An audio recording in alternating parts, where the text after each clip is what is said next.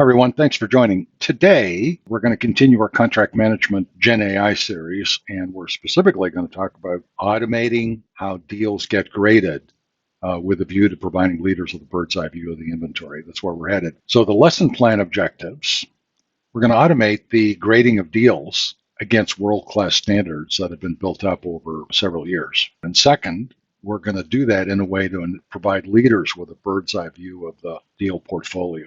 Once we know where we stand with these deals, improvement path for key suppliers presents itself. And there's a secondary benefit here, which we're not going to talk about, but I want to just put it on the table, which is we set the foundation for business allocation discussions. Because if you've got a strategic supplier and his business terms are not up to scratch, a good collaborative discussion with them saying, look, you're an important supplier, we need you, and here's what you need to do. So those are the benefits. This is a simple reapplication of GPT-4o that was released recently with a much bigger context window. Yes, it is a little faster. The exercise is based on a real transaction. It's a multi-year SaaS deal with a name provider. The deal is about 21 pages with about 12,000 words. It includes an MSA, an order form, and other documents that you'd expect in a reasonable SaaS deal. And we're using an in-house custom GPT to make it happen. Now, we don't have to, but it's nice and everything is in one place, and so that's why we use it. So the lesson plan is in three pieces. It requires a GPT-4 account to access. We'll talk about the operating steps, and the link is provided. We have to assemble the material. And so in our situation, it's pretty straightforward. We had a SaaS transaction that we sanitized. We dug out the benchmark guidelines, made sure they were up to speed. Before we go too much further, the real SaaS document is here. You can see this is a real agreement. Here's 21 pages, about 12,000 words, 12,500 words, completely sanitized, of course.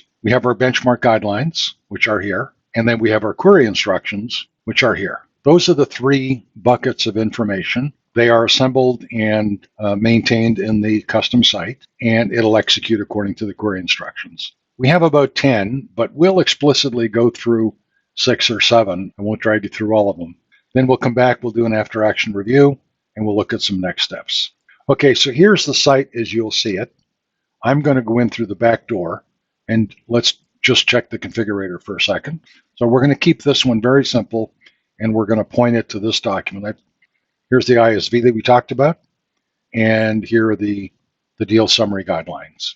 My advice to everyone is start with getting the LLM to give you an acceptance of what it is it's looking at.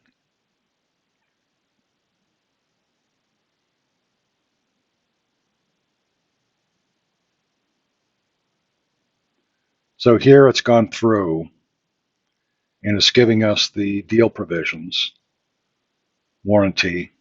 Okay, we want permission to go to step 3. Let's go proceed. We'll provide that. I want a tabular schema. I want it to do its job properly. So you can see here are the Onerous provisions that it's identified, and it's using the guidelines to do it with, right? Chronic failure. All deals should have chronic failure provisions in them. I'd say 20% of the deals do. It's a really important provision. It's a foundational off-ramp provision that should be in all deals. Auto renews should never be any auto renew on any transaction. Payment terms should be quarterly. True-ups are really important. Termination, SLA, IP provisions. Okay, liability caps, that's fine. Proceed. Now it's going to go through and identify missing provisions. Termination rights for chronic failure, the reset, KPIs, this is very good. All right, let's proceed.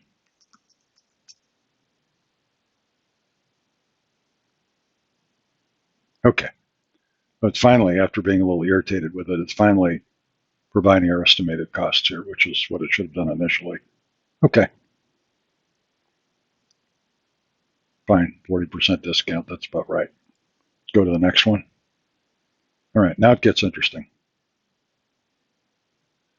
Many service descriptions or product descriptions, the term is used interchangeably, are bereft of any KPIs.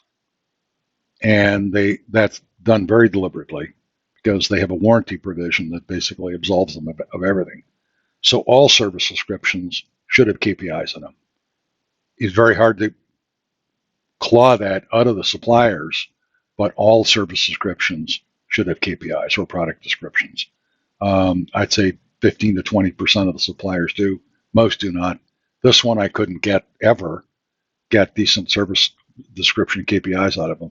But here, what we have here is the LLM's view of what the service description should be.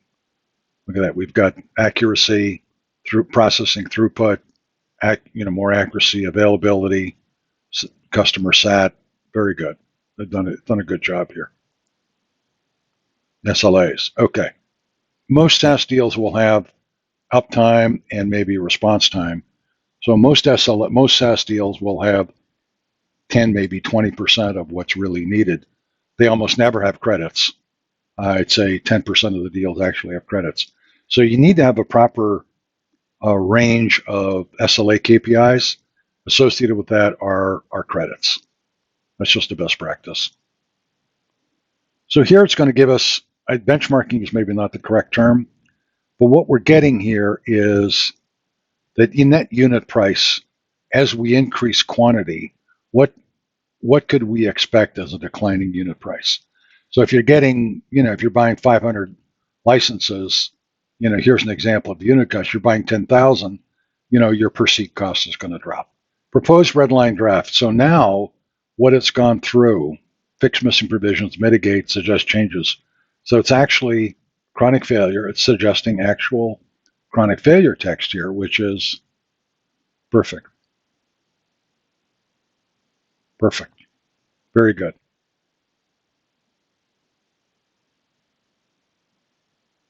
True ups. Very good. SLA credits are there. Jointly developed IP. Transition's very good. Backup recovery is very good. Done a very good job. Deal grading. Okay.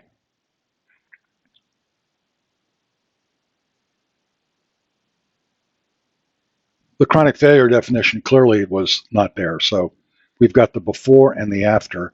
If I look at the before, the LLM's a little generous. I had actually graded this deal myself at about a C plus, at best a B minus. And this is, I'd say about a B. I'd be a little tougher than that.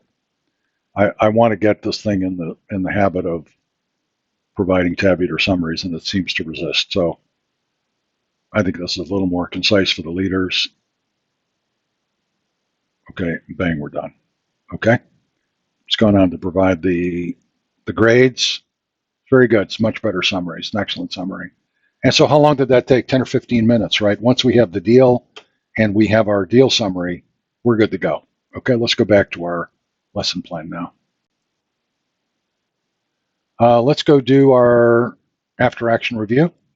What worked? I think a good range of options were developed. I was pleased with what I saw there. For everyone's benefit, the code interpreter functionality, the integration of that code interpreter is much improved with this version of GPT. The after action review, the summary, I thought was insightful. The first one was a B. I would have preferred the tabular thing. Fewer documents help. You saw that some of the responses were a little too general. They had to be, helped. They had to be prompted a little bit. As you can see here, the prompt instructions were supplied sequentially as direct queries. Yes, a broad set of instructions can be used, but the quality declined. So the choice here to improve quality for everybody is to do it sequentially. As you saw, redirection was still needed. Some reminders were needed for tabular format. Too many documents generated hallucinations. As I mentioned, 50,000 words is, I think, at about the upper limit now. Going forward, we're still waiting for GPT-5. I think we should expect the context window limitation to get solved.